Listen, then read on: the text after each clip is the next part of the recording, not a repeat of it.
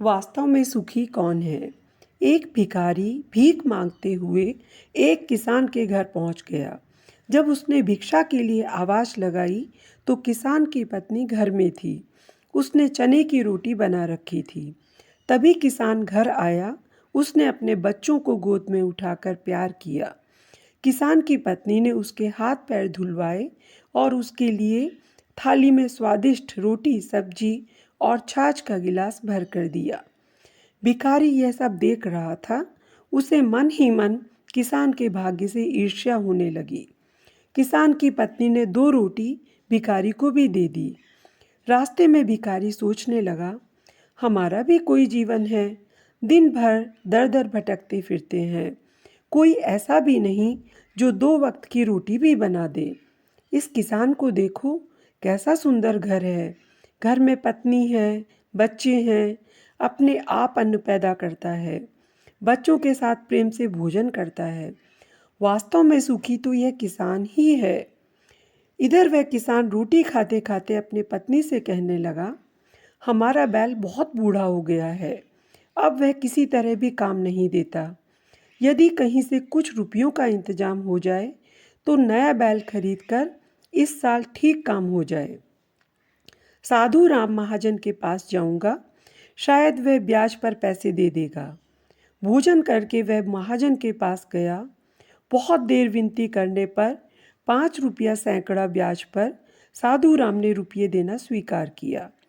एक लोहे की तिजोरी में से उसने एक थैली निकाली और गिनकर रुपये किसान को दे दिए। रुपये लेकर किसान अपने घर को चला। वह रास्ते में सोचने लगा, हम भी कोई आदमी हैं, हमारे घर में 5,000 रुपये भी नकद नहीं है। कितनी विनती करने पर उसने रुपये दिए हैं। कितना किस्मत वाला है ये, इसके पास लाखों रुपये हैं। वास्तव में सुखी तो यह साधु राम ही है। साधु राम छोटी सी दुकान करता था। वह एक बड़ी दुकान से कपड़े ले आता था और उसे बेचता था। दूसरे दिन साधु राम कपड़े लेने गया।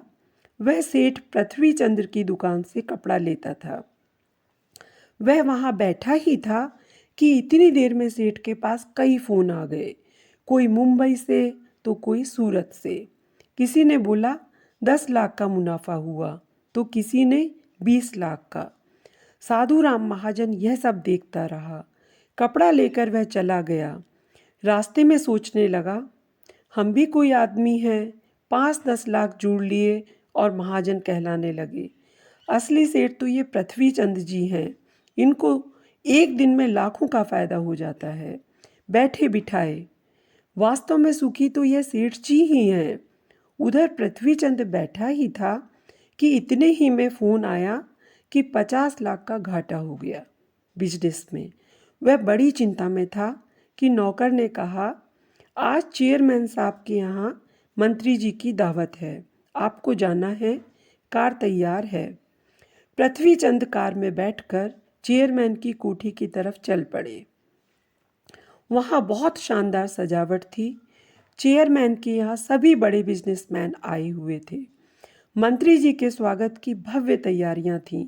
बड़े बड़े सेठ खड़े थे। वहाँ पृथ्वी चंद सेठ को कौन पूछता, वो भी एक कुर्सी पर जाकर बैठ गए। मंत्री जी आए, चेयरमैन से हाथ मिलाया, उनके साथ चाय पी और फिर चले गए। पृथ्वी चंद अपनी कार में घर की ओर लौट रहे थे। रास्ते में सोचते जाते, हम भी कोई सेठ हैं। 50 लाख के घाटे में ही घबरा गए। चेयरमैन को देखो क्या ठाठ है। वास्तव में सुखी तो ये हैं। अब इधर मंत्री जी के चले जाने के बाद चेयरमैन साहब की तबीयत एकदम से खराब हो गई। बड़े बड़े डॉक्टर आए। वो अपने कमरे में आराम कर रहे थे। तभी उन्होंने खिड़की से झांककर नीचे देखा। एक भिखारी हाथ में एक डंडा लिए अपनी मस्ती में चले जा रहा था। चेयरमैन साहब ने उसे देखा और बोले, वास्तव में तो सुखी यह फ़कीर है। इसे ना तो घाटे की चिंता, न मुनाफे की फिक्र। दोस्तों, हम सबको दूसरों का जीवन बहुत आसान और सुखद लगता है, जबकि सभी के जीवन में कुछ न कुछ समस्या तो अवश्य ही होगी। इस बात को स्वीकार करने में ही भलाई है। आशा है आपको पोस्ट अच्छी लगी होगी। चैनल सब्सक्राइब करके हमें सपोर्ट करें। धन्यवाद।